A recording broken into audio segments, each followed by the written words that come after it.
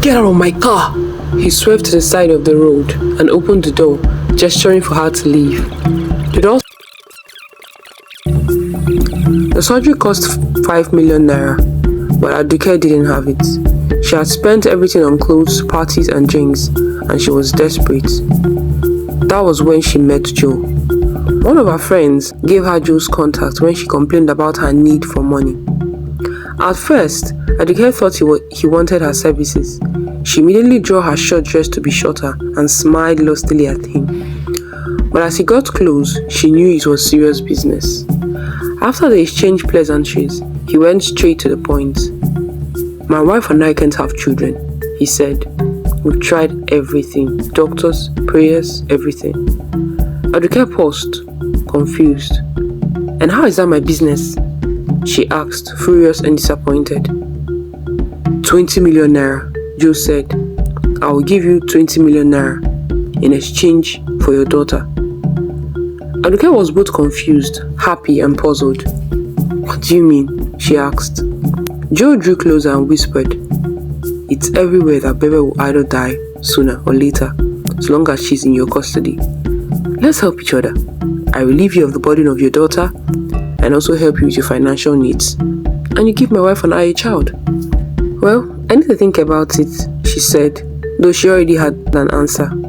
Well, take your time, Joe said kindly. That night, Aduke lay in bed staring at the ceiling. The choice seemed simple, though she felt guilty about giving a thought to the idea, but she wanted her BBL more. 2 weeks later, on a Sunday morning, Aduke dressed up the 10-year-old Bebe in her nicest clothes. Bebe looked up at her mother, smiling, thinking maybe things were finally changing. Yes, things were changing, but not as she expected. They took a taxi to the same restaurant where Aduke had met Joe. There, the exchange happened. Aduke looked at Bebe. The child was confused, not understanding what was happening. Mommy, where are we going? Bebe asked. You'll be going with Uncle Joe, okay? He's going to take very good care of you. But no, Mommy, I want to stay with you. You'll be fine, Aduke said and immediately turned away. Joe took Bebe's hand. The child started crying, pulling away, reaching for her mother. Mommy, please, I'll be good. I promise I'll be good. Please don't leave me. But Aduke was already walking away, crying and regretting her actions, but happy that she would live her dreams. The next morning, she went straight to the plastic surgery clinic. Months later, Aduke had her dream body and how happy she became. And just as she had predicted, the men came back, richer men than before. They took her to expensive hotels, bought her designer bags, took her on trips to different countries. She barely thought about Bebe. When the thought did cross her mind, she pushed it away. The child was better off with Joe and his wife anyway. They had money. They could give her a good life. Then one morning, Aduke woke up with a small wet spot on her bedsheet. Strange but not alarming. She cleaned it up and went about her day. 1 week later, she woke up to a terrible smell in her bedroom. She sat up confused when she saw the dirty liquid all over her bedsheet and pajamas. She screamed and rushed to the bedroom. She called her doctor immediately. It's just a small infection, he said calmly. Just take the medications and it will clear up. 2 days later, she went out with one of her rich male friends. But then, the smell suddenly filled the car. The man's face changed from smiling to disgusted in seconds. What is that smell? He asked, covering his nose. I don't know, Aduke lied.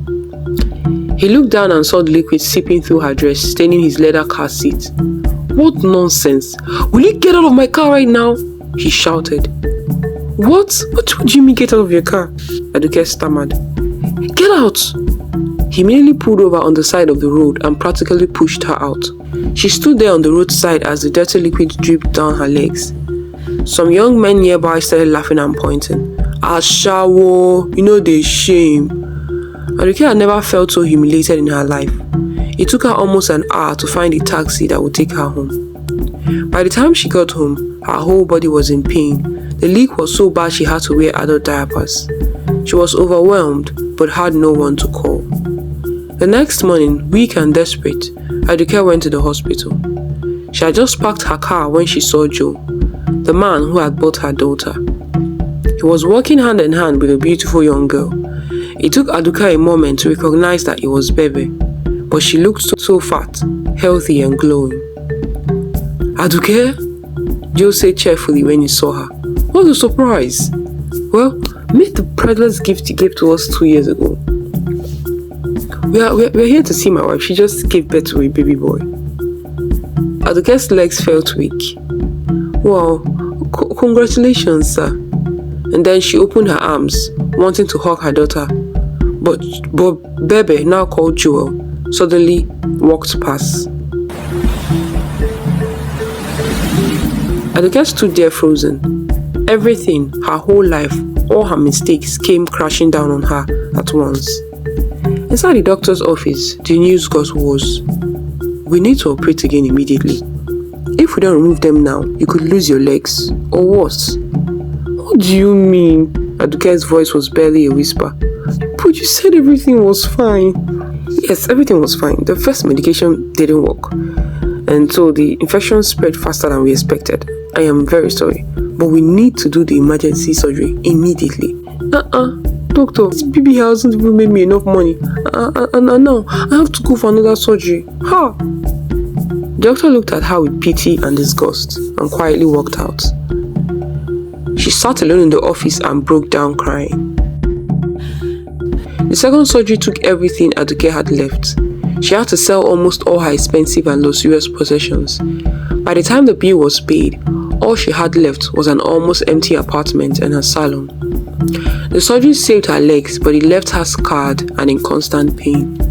No man wanted her anymore. Her phone never rang. Nobody cared. Months passed slowly. Aduke tried to go back to work at her salon, but her hands shook when she held scissors. She couldn't stand for long because of the pain. She was alone in her empty apartment one evening when she heard a knock on the door. She opened it to find Brenda standing there. Brenda didn't say anything. She just walked in, looked around the empty apartment, looked at Aduke and sighed deeply.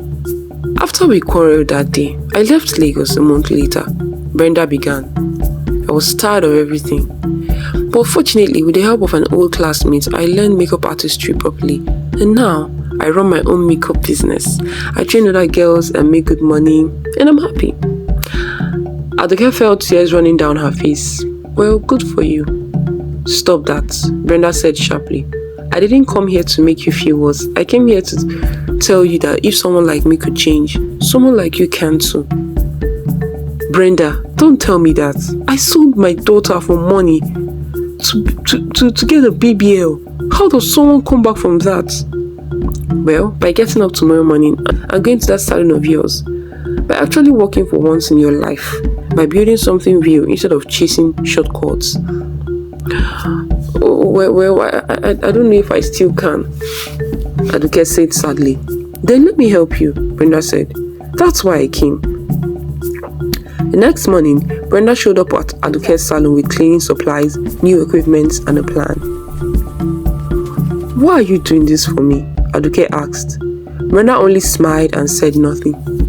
By the end of the week, the salon looked brand new. It started slowly. Brenda brought some of her own clients to Aduke's salon. She posted about the reopening on social media. She taught Aduke how to do proper consultations, how to make customers feel valued, and how to keep the place clean and professional.